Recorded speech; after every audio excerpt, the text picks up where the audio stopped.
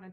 And I remember once describing to my manager at the time, I said, I'm so enthusiastic and I'm so ambitious, and I feel like I'm the, do you remember the cartoon, The Roadrunner?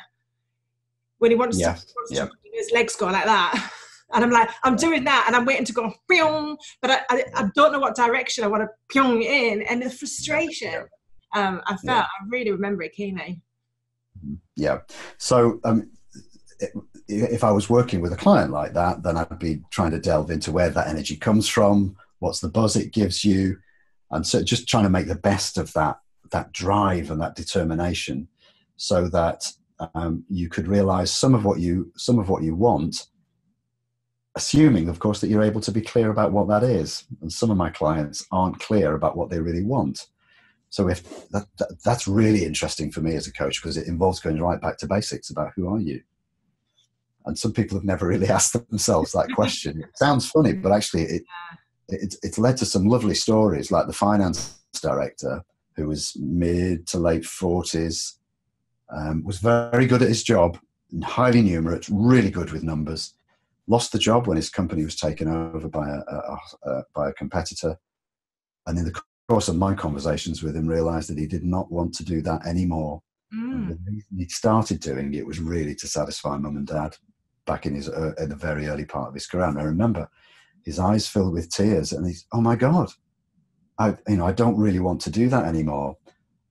And trying to help him put himself back together again was to take value from that work that he'd done and the great value he'd added to his employers, but to realize that actually he wanted to reinvent himself now as something else, which, as it turns out, was a landscape gardener.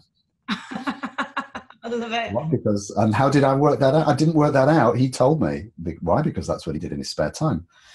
He was creating a unique garden at home, and guess what? He was doing it for his neighbors, for members of the family. Wow. He contributed to the community garden of the community that he lived in, and that was what gave him his joy, really. And do you know what? I've got the chance now to do it all day, every day.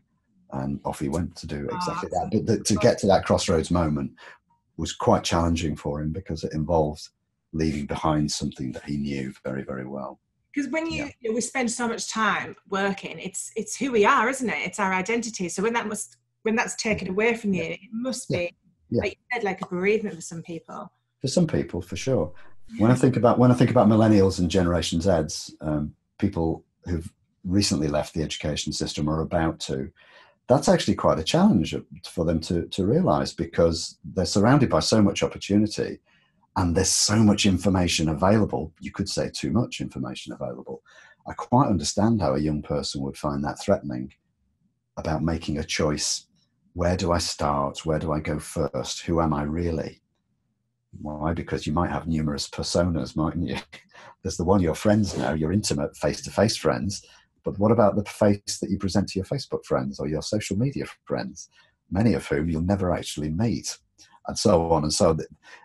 Things are more fragmented, it seems to me, now than when I started out in my career. And I can see how making those choices is quite difficult sometimes for young people to deal with. And part of what I try to do is help them hook back into what really drives them and what gives them joy, what their true core values really are. If you can find that, then there are probably careers that will call upon that from you.